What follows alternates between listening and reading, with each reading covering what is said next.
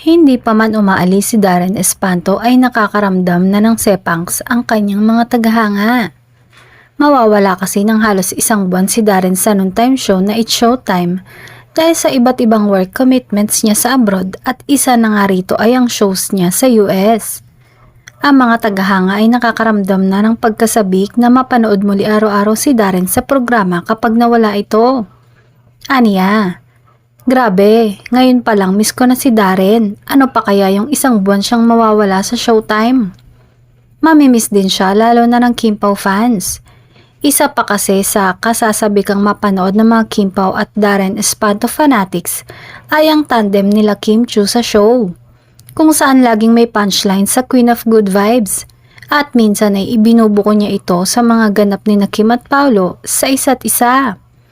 Pero don't worry umano dahil isang buwan lamang daw itong mawawala at siguradong babalik naman sa programa.